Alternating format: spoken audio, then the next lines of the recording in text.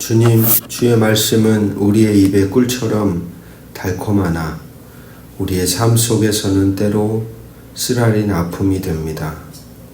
말씀의 기쁨에만 머물지 않게 하시고 그 말씀을 살아내기 위한 고난의 길도 기꺼이 걷게 하옵소서. 우리를 말씀으로 채우사 세상으로 나아가 주의 뜻을 전하는 통로로 사용하여 주옵소서. 예수 그리스도 이름으로 기도합니다. 아멘. 오늘 우리에게 주시는 기록된 하나님 말씀 요한계시록 10장 1절에서 11절 말씀입니다.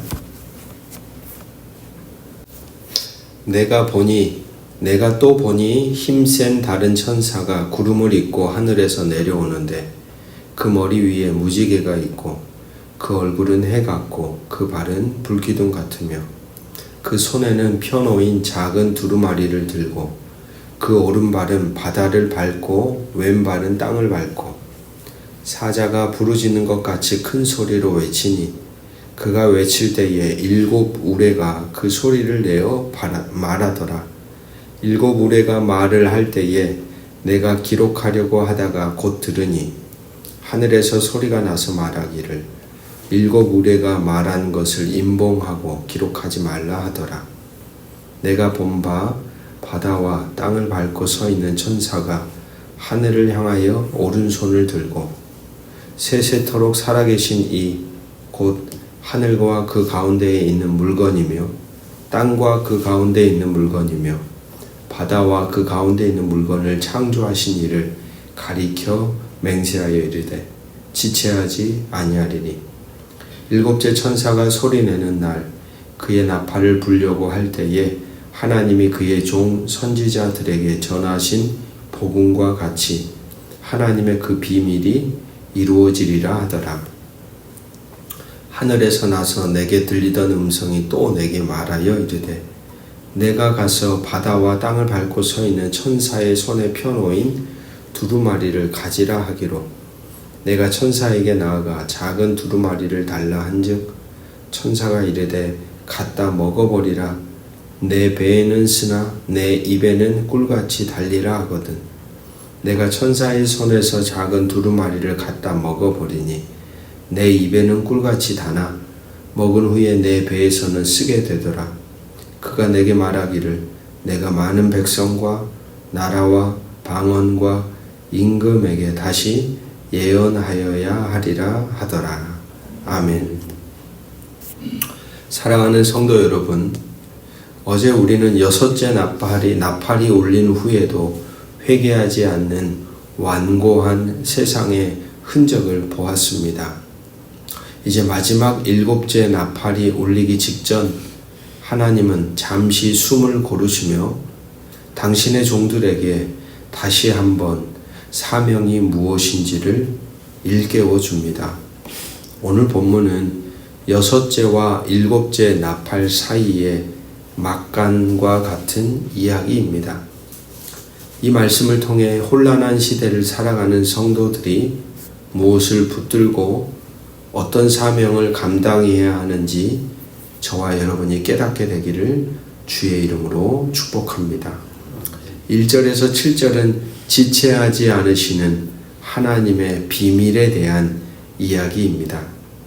요한의 눈앞에 구름 옷을 입고 머리에는 무지개를 두르고 해 같은 얼굴과 불기둥 같은 발을 한 힘센 천사가 하늘로부터 내려옵니다.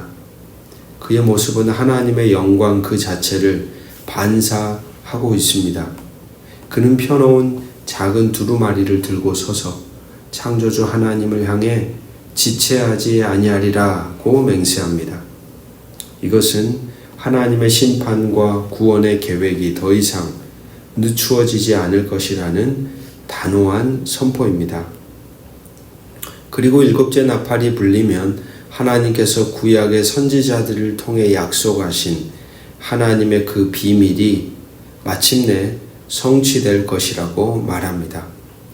여기서 하나님의 비밀이란 바로 복음을 의미합니다. 이 복음은 세상 사람들에게는 감추어진 비밀과 같지만 하나님의 백성에게는 약속된 성취입니다. 오늘 주어진 이 단락은 기다림에 지친 우리에게 위로를 주지요. 우리는 기도하며 주님 언제까지입니까? 라고 묻습니다. 세상의 불의가 계속되는 것을 보며 하나님의 침묵이 길게만 느껴질 때가 있습니다. 그러나 오늘 천사는 분명히 맹세합니다. 지체하지 아니하리라. 우리의 눈에는 더디게 보여도 하나님의 시간표는 한치의 오차도 없이 그분의 완전한 뜻을 향해 나아가고 있습니다. 비록 우리가 그 모든 계획의 세세한 부분을 다 알 수는 없지만 하나님의 약속, 즉 복음이 반드시 성취될 것을 믿고 인내하며 기다리는 것이 바로 오늘 우리가 취해야 할 삶의 믿음의 흔적입니다. 8절부터 11절은 달고도 쓴 말씀의 사명에 대한 이야기입니다. 하늘의 음성에 순종하여 천사에게 작은 두루마리를 달라고 요한은 요청합니다. 그러자 천사는 갖다 먹어버리라고 말합니다. 이것은 에스겔에 나오는 에스겔 선지자가 하나님의 말씀을 받아 먹었던 것과 같은 장면으로 단순히 말씀을 읽고 이해하는 것을 넘어서서 말씀을 온전히 내 것으로 삼고 체화하라는 명령입니다. 이 말씀을 먹었을 때의 경험은 두 가지입니다. 입에는 꿀같이 달고 배에서는 쓰다라는 것이죠. 하나님의 진리, 복음의 비밀을 깨닫는 기쁨은 꿀처럼 달콤합니다. 하지만 그 말씀을 가지고 세상 속에서 살아내고 그 말씀을 전파하는 삶의 흔적은 고난과 핍박을 수반하기에 배에서는 쓰라린 고통이 된다는 것이죠. 그리고 이 달고도 쓴 경험을 한 요한에게 마지막 사명이 주어집니다. 내가 많은 백성과 나라와 방언과 임금에게 다시 예언하여야 하리라. 이것이 바로 오늘 우리가 감당해야 할 모습입니다. 오늘 우리는 하나님의 말씀을 얼마나 먹고 있습니까? 공예배의 말씀을 들으면서 스스로 경건한 삶의 자리에서 말씀을 읽으면서 하나님의 진리를 깨닫는 것은 꿀처럼 단 경험입니다. 하지만 우리의 신앙이 거기서 멈추어 버린다면 그것은 반쪽이죠. 하나님은 우리가 그 말씀을 뱃속까지 채워 소화시키기를 원합니다. 말씀이 우리를 변화시키고 때로는 우리 안의 죄를 드러내어 쓰라린 아픔을 겪게 하고 세상의 가치관과 충돌하여 고난을 겪게 하는 그 쓴맛까지도 경험하기를 원하시는 것입니다. 이 달고도 쓴 말씀의 맛을 아는 사람만이 비로소 세상을 향해 능력 있게 다시 예언할 수 있는 살아있는 복음의 증인이 될 수 있습니다.